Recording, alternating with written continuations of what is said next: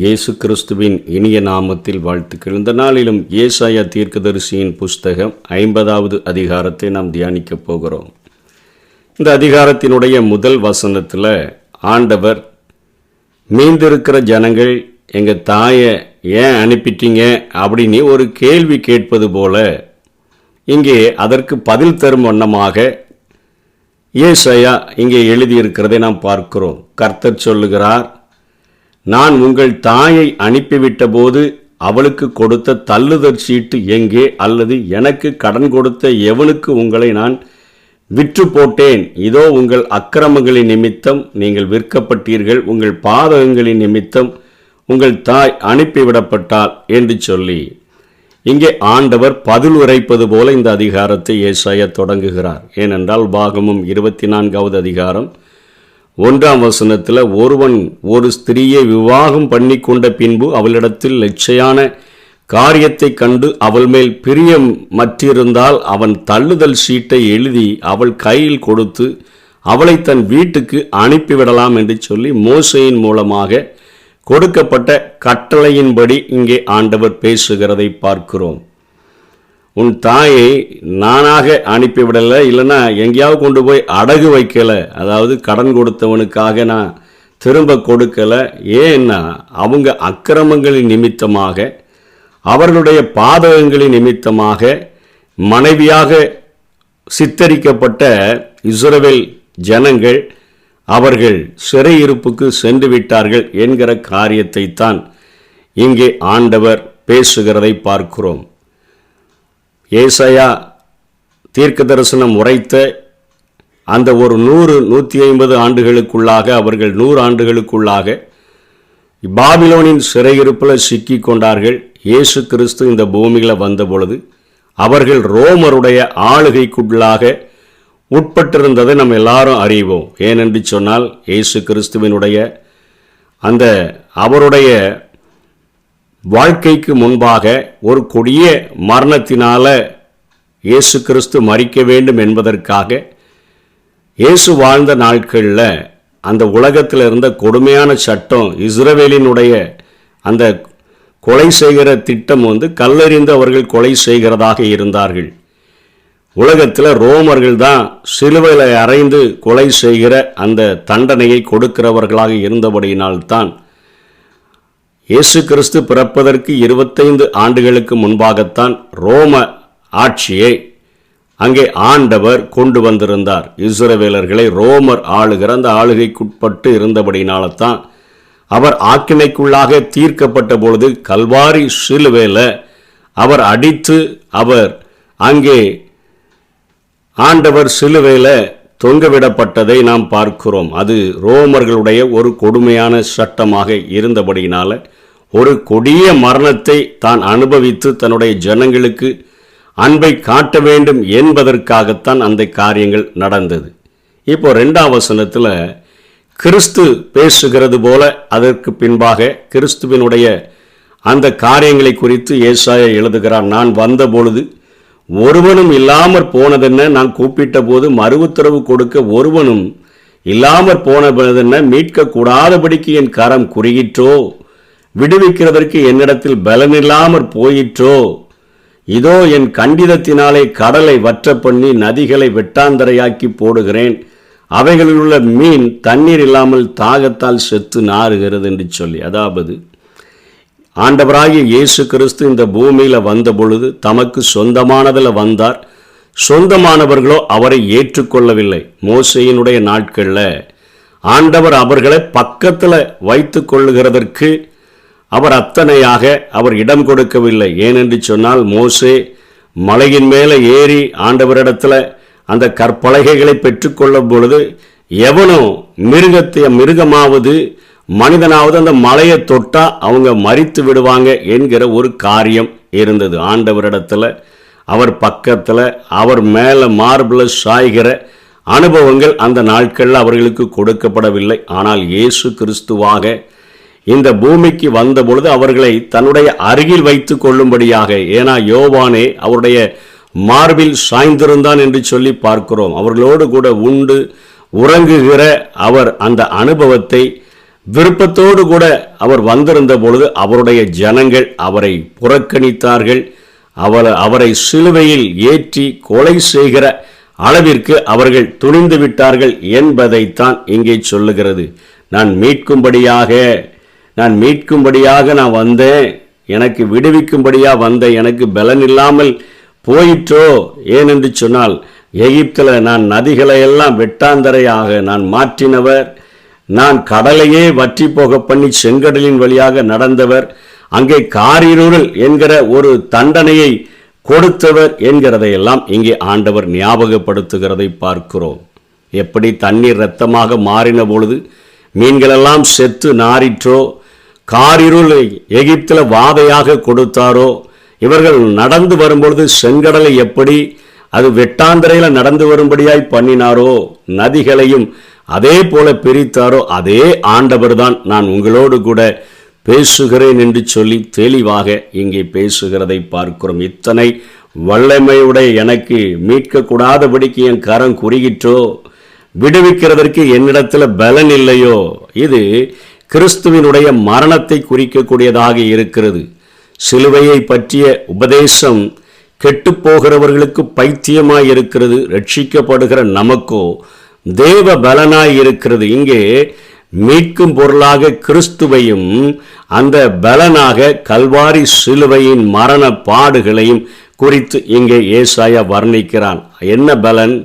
இன்றைக்கு உலகத்தில் பார்க்கிற எல்லாருக்கும் சிலுவையினுடைய மரணத்தில் ஆண்டவர் தோல்வியடைந்து தொங்கிவிட்டாரோ என்று தோன்றக்கூடும். ஆனால் அந்த சிலுவையினுடைய பலிதான், அந்த சிலுவையினுடைய அந்த நமக்காக கொடுக்கப்பட்ட அந்த பலி, அது இன்றைக்கும் முழு உலகத்துக்கும் அது போதுமானதாக, அனைத்து உலகங்களுக்கும் போதுமான ஒரு பலியாக அது இருக்கிறது.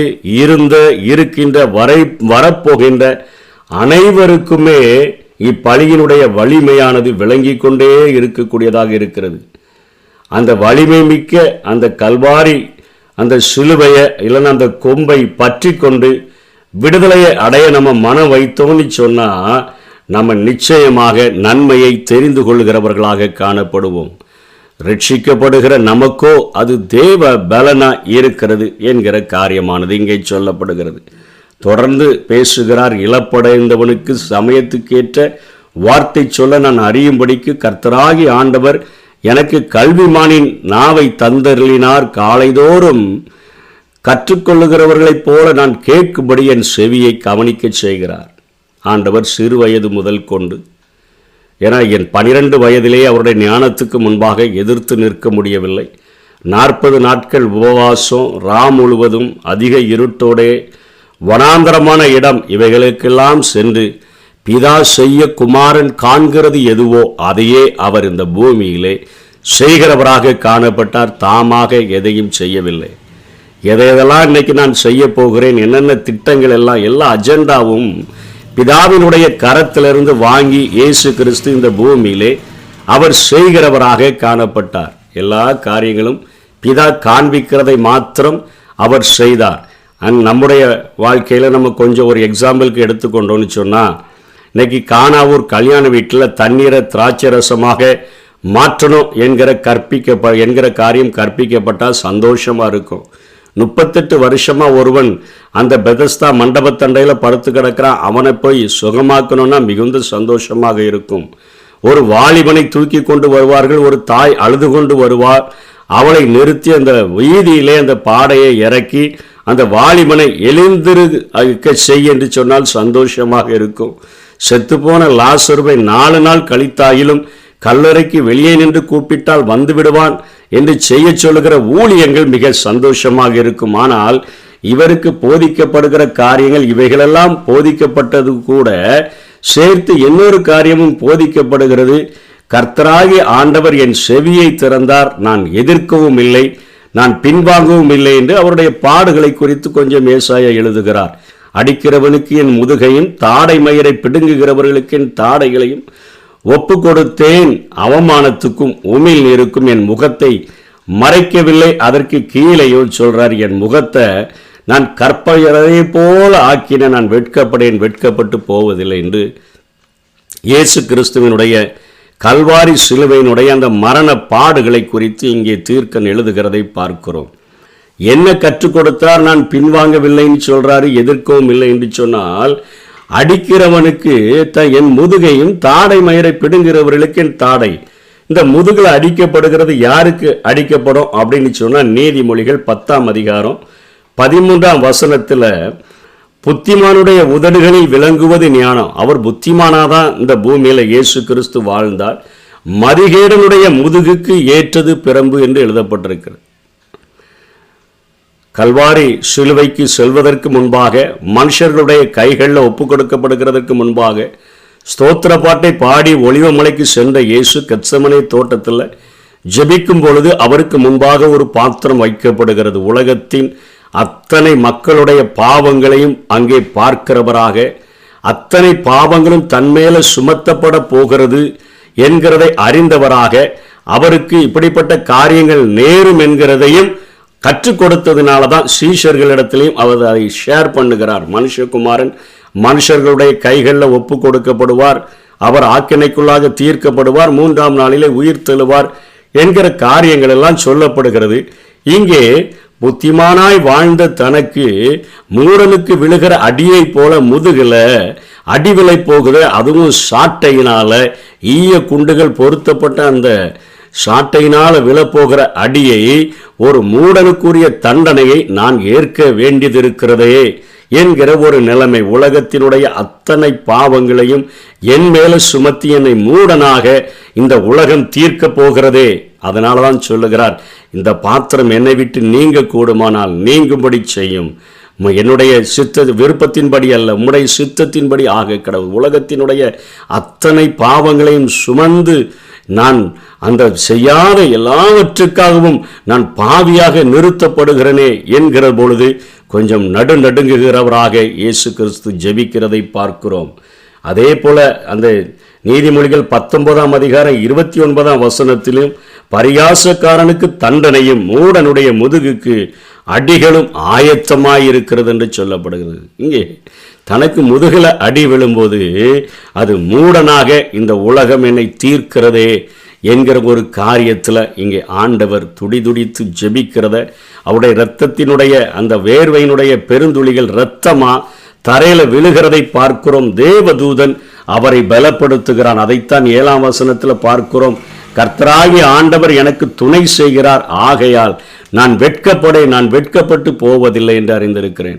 தனக்கு முன்பாக வைக்கப்பட்ட சந்தோஷத்தின் பொருட்டு இந்த அவமானத்தை எண்ணாமல் அவர் அந்த சிலுவையை சுமந்து, அந்த சிலுவையின் அந்த மரண பரியந்தமும் கீழ்ப்படிந்தவராகி தம்மை தாழ்த்தினதை பார்க்கிறோம். இந்த செய்தியினுடைய தலைப்பு என்று சொல்லி கேட்டால், கீழ்ப்படியாத ஒரு தேசமும் முற்றிலும் கீழ்ப்படிந்த ஒரு தாசனும் என்கிற தலைப்பின் கீழே நாம் இதை தியானிக்கலாம். முழுமையாக கீழ்ப்படியாமல் போய்விட்ட அந்த தேசம், ஆனால் சிலுவை பரியந்தமும், அதாவது அந்த சிலுவையின் மரண பரியந்தமும் தன்னை கீழ்ப்படிந்தவராகி தாழ்த்தின ஒருவர், எதிர்க்கல, பின்வாங்கல, தனக்கு கொடுக்கப்பட்ட தண்டனையை அவர் அப்படியே ஏற்றுக்கொண்டார் என்று சொல்லி பார்க்கிறோம். அதைத்தான் திரும்ப தொடர்ந்தவர் பேசுகிறார். கர்த்தராகிய ஆண்டவர் எனக்கு துணை செய்கிறார், நான் வெட்கப்பட்டு போவதில்லை, என்னை நீதிமானாக்குகிறவர் சமீபமாயிருக்கிறார். கொஞ்ச நேரம் எனக்கு அவமானம் இருக்க போது, அதுக்கப்புறம் நான் நீதிமானாக மாற்றுகிற என் பிதாவினுடைய முகத்தை காண்பேன், என்னோட வழக்காடுகிறவன் யார் என்று ஆண்டவர் பேசுகிறார். எனக்கு அவர் துணை செய்கிறார், என்னை ஆக்கினைக்குள்ளாக தீர்க்கிறவன் யார்? என்னை நானே தான் ஒப்பு கொடுக்கிறேன். நீங்க ஒருவரும் பிலாத்துவே நீ ஒன்றும் எனக்கு மரண தண்டனை கொடுக்க முடியாது, என்னிடத்துல எங்க பிதா உனக்கு அவர் அனுமதி, அதாவது ஒரு அதிகாரம் கொடுக்கலன்னா இந்த பூமியில என் மேல ஒரு மனுஷனுக்கும் ஒரு அதிகாரமும் இராது என்று சொல்லுகிறார். அத்தனையாக தம்மைத்தாமே ஒப்பு கொடுக்கப்பட்டதையும் இங்கே ஏசாயா தீர்க்கன் இயேசு கிறிஸ்துவை குறித்து வர்ணிக்கிறதை பார்க்கிறோம். கடைசியாக 10ஆம் வசனம் 11ஆம் வசனத்தில், அவருடைய தேவனுக்கும் அவருடைய வார்த்தைகளுக்கும் கீழ்ப்படியாமல் தங்கள் சொந்த நெருப்பை கொளுத்தி அதன் வெளிச்சத்தில் நடக்கிறவர்கள், அதாவது தங்களுடைய நோக்கத்தில் தங்களுடைய வழிகளில் வாழ முயற்சிக்கிறவர்கள் வேதனையில் கிடப்பாங்க. மனுஷன் அவனுடைய அவனுக்கு செம்மையாய் தோன்றுகிற அநேக வழிகள் உண்டு, ஆனால் முடிவோ அவைகள் மரண வழிகள். இங்கே நீங்கள் உங்கள் சொந்த காரியத்தை நம்பி நியாயப்பிரமாணத்தின்படி அதை செய்கிறேன் இதை செய்கிறேன்னு சொல்கிறீங்க. உங்கள் பக்கத்தில் உங்களை மீட்கும்படியாக கல்வாரி சிலுவையில் விலையேறப்பட்ட என்னுடைய இரத்தத்தை சிந்தும்படியாய் வந்து உங்களை அருகில் வைத்துக்கொள்ள விரும்புகிறேன்.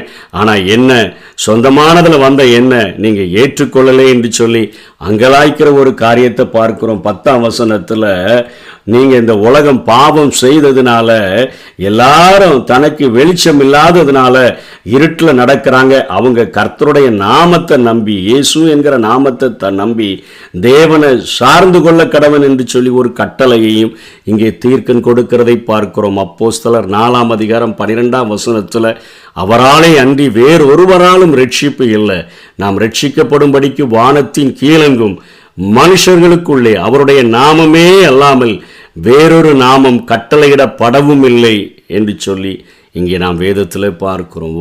அவரால் அன்றி இந்த உலகத்தில் வேறு ஒருவராலும் ரட்சிப்பு இல்லை. உலகத்தில் உள்ள எல்லா மக்களுக்கும் இருக்கின்ற வருகின்ற பிறக்கின்ற எல்லா மக்களுக்கும் போதுமான பலியாக அந்த கல்வாரி சிலுவையினுடைய பலி, அவருடைய இரத்தம், இயேசு கிறிஸ்துவின் இரத்தம் சகல பாவங்களையும் கழுவி நம்மை சுத்திகரித்து தேவனுடைய அருகில் கொண்டு சேர்க்கக்கூடியதாக இருக்கிறது.